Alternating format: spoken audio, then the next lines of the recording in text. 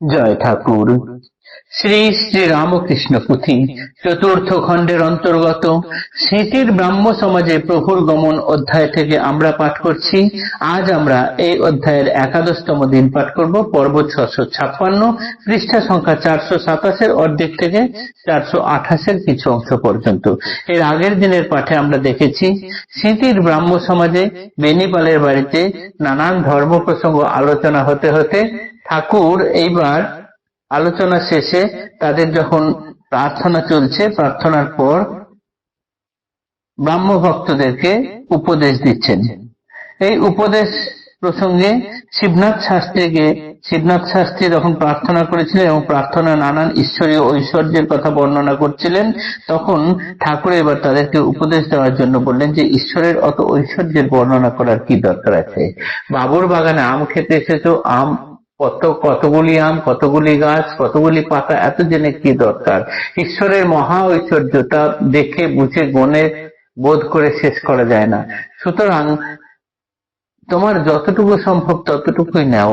এতটুকু মদে যদি তুমি কাক হয়ে যাও, সুরের দোকানে কত মদ আছে সেটি জানার কোনো দরকার নেই। এক ঘটি জলে যদি পিপাসা মিটে যায়, পুকুরে কতটা জল আছে সেটা জেনে আমরা কি করব। এই প্রসঙ্গক্রমে এই কথা হচ্ছিল। এর পরের অংশ আজ আমরা পাঠ করব। তবে আর এক কথা কই একখানে, একবার ঈশ্বরের রূপ দর্শনে অনুক্ষণ মনে মনে বাড়ায় লালসা, অপরূপ লীলা তাঁর দেখিবার আশা। রাবণ বধের পর রাম পরমেশ রাক্ষস পুরীতে যবে করেন প্রবেশ। রাবণ জননী বৃদ্ধা নিকষা তখন প্রাণ ভয়ে দ্রুত পদে করে পলায়ন। নিরক্ষী লক্ষণ জিজ্ঞাসা করিল রামে, নিকষা সব হয়ে এত ধায় কি কারণে। পুত্র পৌত্র শোকাতুরা বৃদ্ধ ধসা তায়, তবু এত প্রাণ ভয়ে ছুটিয়া পলায়। আশ্বাসে বৃদ্ধারে করি অভয় প্রদান, কারণ জিজ্ঞাসা কইলা রঘুপতি রাম। সবিশেষ কহে বুড়ি চুরি দুই কর, দুর্বাদল শ্যামবর্ণ রামের গোচর। শুনো শুনো ও হে রাম রঘুকুল মণি, এতদিন ছিনু বেচে মহাভাগ্য গণি। যাহাতে এতেক লীলা দেখিনু তোমার, আরো দেখিবারে তরে সাধ বাঁচিবার।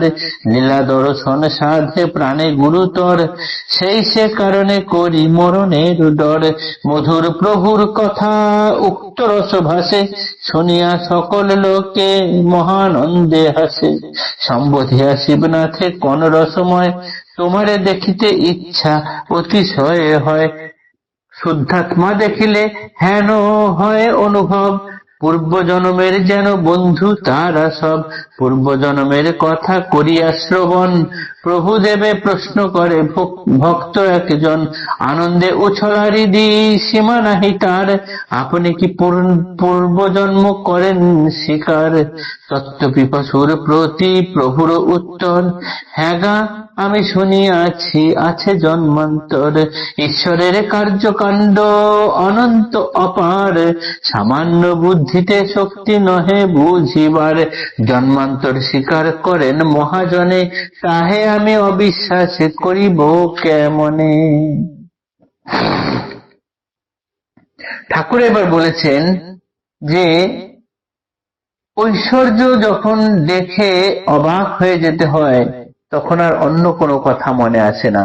ঠিক যেমন নরেন্দ্র আমার কাছে এলে আমি সব ভুলে যাই, তখন তার বাবা কি করে, সে কি করে, বাবার কি কাজ ইত্যাদি কোনো কথাই মনে আসে না, কেননা তাকে দেখেই আমি ভুলে যাই।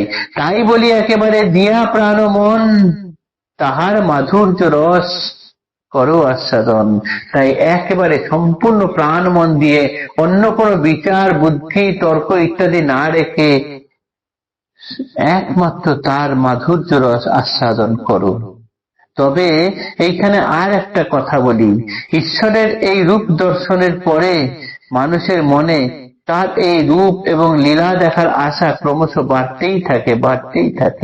তার একটি উদাহরণ দিয়েছেন ঠাকুর এখানে। রাবণের মা নিকষা, রাম যখন লঙ্কাপুরী জয় করে সকলকে মেরে রাবণ টাবণ সব মরে গেছে, তারপরে যখন লঙ্কায় প্রবেশ করছেন, তখন দেখছেন রাবণের মা ওই অতি বৃদ্ধা হাহুতাশে দৌড়ে চলে যাচ্ছেন।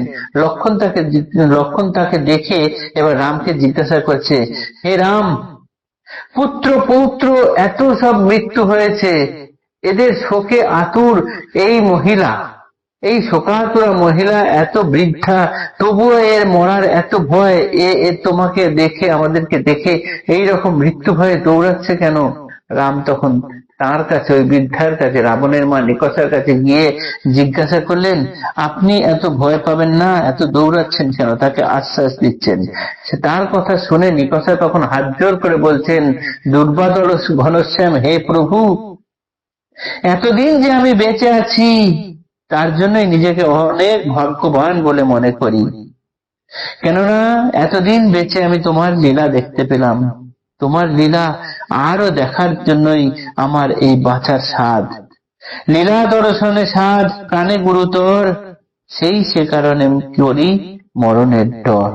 আমি এই তোমার লীলা দেখার স্বাদ আমার মনে প্রচুর, তাই আমি মরণকে ভয় পাই।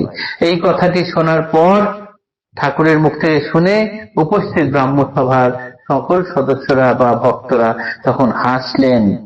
এরপরে শিবনাথকে সম্বোধন করে ঠাকুর বলছেন, তোমরা যেন আমার সব পূর্বজন্মের বন্ধু, তোমাদেরকে দেখলে মনে হয় কত কালের যেন চেনা। এই পূর্বজন্মের কথা উঠাতেই একজন ভক্ত তখন ঠাকুরকে জিজ্ঞাসা করছেন, প্রভুদেব, আপনি কি পূর্বজন্ম মানেন? ঠাকুর তখন জিজ্ঞাসু ভক্তের উত্তর দিলেন এইরকম ভাবে, হ্যাঁ গো, আমি শুনেছি জন্মান্তর আছে। ঈশ্বরের কর্মকাণ্ড অনন্ত অপার, তাকে সহজে বোঝা যায় না। আমাদের এই সামান্য বুদ্ধিতে আমরা মানব, আমরা কি বুঝবো? জন্মান্তর যে আছে এটা মহাপুরুষেরা, মহাজনেরা স্বীকার করে গেছেন, আমি তাদের কথা অমান্য করি কেমনে? আজকের পাঠে এতটুকুই থাকলো। জয় ঠাকুর, নমস্কার।